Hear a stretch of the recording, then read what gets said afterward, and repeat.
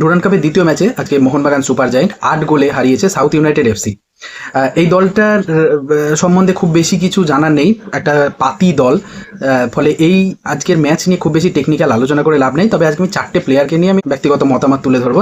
এক হচ্ছে মনবীর সিং, সুহেল আহমেদ ভাট, ডেজান ড্রাজিক এবং সাহাল আব্দুল সামাদ। প্রথমে আসি মনবীর সিং। মনবীর সিং গত সিজনে খুব বাজে খেলেছে, মনবীর সিংকে সরানো হোক, এই ধরনের কমেন্ট আমার বিভিন্ন ভিডিওর লাস্টে আমি দেখতে পেয়েছি। এবং অনেকে বেশ খুশি যে মনবীর সিং যে পজিশনে খেলে, রাইট উইং পজিশনে, সেই পজিশনে তার জায়গাতে আছে মোহনবাগান দলে কিয়ান নাসিরি, লালিনজোয়ালা ছাংতে তাকে সই করিয়েছে, সে মনবীর সিংয়ের জায়গায় খেলবে। ফলে অনেকেই উৎফুল্ল, আমিও ভীষণ উৎফুল্ল। কিন্তু ব্যাপার হচ্ছে মনবীর সিংয়ের হতশ্রী পারফরমেন্সের কারণ কি? লাস্ট সিজনে মনবীর সিং রাইট উইং পজিশনে সেভাবে খেলতে পাননি, খুব অল্প সময় খেলেছেন, কয়েকটা ম্যাচে খেলেছেন, যে কারণে তিনি কিন্তু পারফরমেন্স দিতে পারেননি। কিন্তু তার আগের সিজনে আপনারা স্ট্যাটিস্টিক্স দেখলে দেখতে পাবেন, আগের সিজনে কিন্তু মনবীর সিং ভালো পারফরমেন্স করেছিল। লাস্ট সিজনে লিস্টন কোলাসোকে রাইট উইংয়ে খেলানো হয়েছিল, ফলে মনবীর সিং কন্টিনিউ চান্স না পেয়ে তার পারফরমেন্স লাস্ট সিজনে যথেষ্ট খারাপ ছিল। কিন্তু আমি ব্যক্তিগতভাবে মনবীর সিংকে ভীষণ পছন্দ করি এবং আমি মনে করি মনবীর সিং রাইট উইংয়ে এখনও দারুণ পারফরমেন্স দিতে পারেন। ফলে লালিনজোয়ালা ছাংতে এবং মনবীর সিং আমাদের কাছে দুটো অপশান থাকলো, কোনো ম্যাচে আমরা মনবীরকে খেলাতে পারি, কোনো ম্যাচে আমরা লালিনজোয়ালাকে ছাংতেকে খেলাতে পারি। তিনি আজকে হ্যাটট্রিক করেছেন এবং 3টি গোলই অসাধারণ গোল, মানে জাস্ট সহজ সুযোগ প্লেস করেছেন এরকম না, তিনি 3টেই তার ব্যক্তিগত দক্ষতা ইউজ করেই তিনি গোল 3টে করেছেন, যেটা ভীষণ পজিটিভ একটা দিক। 2 নম্বরে আসি সাহাল আব্দুল সামাদ। সাহাল আব্দুল সামাদ আমার মনে হচ্ছে পুনর্জীবন পেয়েছেন। গত সিজনে সেই একবারে চান্স পাচ্ছিলেন না, তারপরে তিনি সেই 60-70 মিনিটসের মাথায় এসে একটা অসাধারণ গোল করে মোহনবাগানকে পয়েন্টস এনে দিয়েছিলেন। সেই ম্যাচটা থেকেই মনে হচ্ছে তিনি নিজের মধ্যে একটা কনফিডেন্স বুস্ট করে ফেলেছেন, যে কারণে এই সিজনেও তিনি ডার্বিতে গোল করেছেন। শুধু না, তিনি আজকেও অসাধারণ পারফরমেন্স। তাকে একটা ফ্রি রোল দেওয়া হয়েছিল নাম্বার 10 পজিশন, মানে অ্যাটাকিং মিডফিল্ডার বা সেন্ট্রাল মিডফিল্ড পজিশনে তাকে ফ্রি রোল দেওয়া হয়েছিল। 3টে বোধহয় শট ক্রসবারে লেগেছে, তিনি গোল করতে পারতেন, 3টেই গোল হতে পারতো। তার পায়ের কাজ দেখিয়েছেন, দূর থেকে শট নিয়েছেন, দুর্দান্ত ডিফেন্সেরা পাস করেছেন। সাহাল আব্দুল সামাদ 10 on 10। সাহাল আব্দুল সামাদের সব থেকে বড় সমস্যা হচ্ছে যখন আইএসএল শুরু হবে, মিগুয়েল ফিগুয়েরা এবং ডেজান রোজিকে এই দলে ফিট করানোর জন্য সাহাল আব্দুল সামাদ কতটা চান্স পাবেন, কতটা গেম টাইম পাবেন, সেটা নিয়ে যথেষ্ট সন্দেহ থাকছে। আসলে তিনি যে পজিশনে খেলেন ভারতীয় ফুটবলে, এই পজিশনে অলওয়েজ একজন বিদেশি ফুটবলার খেলবেন প্রায় প্রত্যেকটা দলে, সেই কারণে তিনি গেম টাইম পাবেন না, এটা ভীষণ স্বাভাবিক। তবে যখন চান্স পাবেন তখন অবশ্যই কাজে লাগাতে হবে। এবার আসি ডেজান ড্রাজিক। ডেজান ড্রাজিক তিনি লেফট উইং পজিশনে আজকে খেলেছেন, কখনো কখনো রাইট উইং পজিশনে খেলেছেন। তিনি লিস্টন কোলাসোর সঙ্গে জায়গা বিনিময় করে খেলেছেন।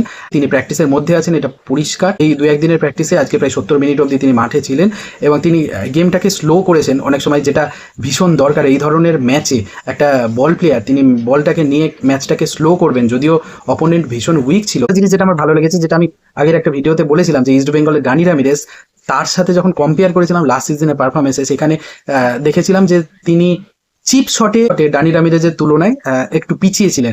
আজকে বেশ কিছু শট তাকে দেখেছি যেখানে চিপ শট করেছেন, মনবীর সেখানে হেড করার চেষ্টা করেছে, মনবীরকে পাস দিয়েছেন বা সাহাল আব্দুল সামাদকে পাস দিয়েছেন। এই চিপ শটে আমি আজকে ভীষণভাবে ইমপ্রেস। এবার আসি সুহেল আহমেদ ভাট। সুহেল আহমেদ ভাট আজকে 90 মিনিট এবং 91 মিনিটের মাথায় গোল করেন, 2টো গোল করেন। তিনি যতদূর মনে পড়ছে 70 থেকে 75 মিনিটের মাথায় বোধহয় তিনি মাঠে এসেছেন। মাঠে আসার পরে তাকে গোল করার জন্য নিয়ে আসা হয়েছে, কিন্তু তিনি বারবার পেছনে সরে আসছিলেন। গেম টাইম না পেয়ে হয়তো তিনি এভাবে কি বলবো, তার পারফরমেন্সটার এই হতশ্রী অবস্থা। তবে সুহেল আহমেদ ভাটকেও বুঝতে হবে যে তিনি মোহনবাগান দলে খেলছেন এবং যখনই সুযোগ পাবেন তখনই তাকে নিংড়ে দিতে হবে, নিজের সর্বোচ্চটা দিতে হবে। তিনি বারবার পেছনে সরে আসছিলেন, ফলে গোল করার পজিশনটা তিনি হারিয়ে ফেলছেন। প্লাস তিনি বেশ কিছু সহজ সুযোগ যেখানে মিস করেছেন শুধুমাত্র সঠিক সময়ে সঠিক জায়গায় বক্সের মধ্যে না দাঁড়ানোর কারণে। সায়ন একটা অসাধারণ বল মিস করেছিল, সেখান থেকে বলটা রিকভার করে যে মাইনাসই বলবো বা ক্রস করেছিল, গ্রাউন্ডার একটা ক্রস নিয়েছিল যেটা গোলকিপার ধরে ফেলে, সেখানে ডিফেন্ডারের পেছনে তিনি দাঁড়িয়ে থেকেছেন। 2টো গোল করার কারণে, যদি প্রথম গোলটা তুলনামূলক ইজি ছিল, কিন্তু সেকেন্ড গোলটা কিন্তু তিনি জাস্ট একটা ফলস নিয়ে তারপরে গোলে শট করেছিলেন, অসাধারণ শট করেছিলেন। এই 2টো গোল তাকে কলকাতা লিগের জন্য যথেষ্ট কনফিডেন্স দিবে বলে আমার ধারণা। এবং সোহেল আহমেদ ভাটকে আমরা পুরনো ফর্মে দেখতে পাবো। তিনি কিন্তু আর যুব ফুটবলার নেই। লাস্ট সিজনে পারফরমেন্সের নিরিখে মোহনবাগানের সেরা যুব ফুটবলার প্রাইজ পান, কিন্তু তিনি কিন্তু এই বছর থেকে তিনি কিন্তু আর যুব ফুটবলার থাকবেন না। সায়ন ব্যানার্জিকে দেখুন, তিনিও কিন্তু যুব ফুটবলার, কিন্তু তার পারফরমেন্স দেখুন, 15-20 মিনিট খেললেন কিন্তু অসাধারণ খেললেন, অসাধারণ ক্রস করলেন, তাদের ডিফেন্ডারকে নাকানি চোবানি খাওয়ালেন, দুর্দান্ত। সোহেল আহমেদ ভাটের কাছ থেকে আমরা এরকমই আশা করি। বাকি প্লেয়ারদের নিয়ে আজকের ভিডিওতে আর সেভাবে আলোচনা করব না এবং আজকের ম্যাচের গোল স্কোরার ছিলেন 3টে মনবীর সিং, 2টো সুহেল আহমেদ ভাট, একটা ওন গোল হয়েছে, একটা রাহুল ভেকে এবং একটা অ্যালবার্তো রড্রি। অ্যালবার্তো দুর্দান্ত খেলেছেন, অল্প টাইমে এসে তিনি দুর্দান্ত খেলেছেন। কালকে মিগুয়েল ফিগুয়েরো শহরে আসছেন। সামি জেলকোভিচ বাদ দিয়ে বাকি সব প্লেয়ারই তাড়াতাড়ি চলে আসবেন। সামি জেলকোভিচের স্ত্রী প্রেগনেন্ট এরকম শুনলাম, তাকে ভবিষ্যতের জন্য শুভেচ্ছা জানাই। তার আসতে কিছুটা দেরি হবে এরকমই শুনেছি খবর। দেখা যাক কি হয়। তবে আজকে মোহনবাগানের পারফরমেন্স নিয়ে আমরা যথেষ্ট খুশি। এই ভিডিওটা বাদ দিয়ে আর একটা সেপারেট ভিডিও বানাচ্ছি, যেটাতে ডুরান্ড কাপে এই ধরনের কমা দল কেন করা হলো সেটা নিয়ে একটা আমার ব্যক্তিগত মতামত আমি আপনাদেরকে জানাচ্ছি। জয় মোহনবাগান।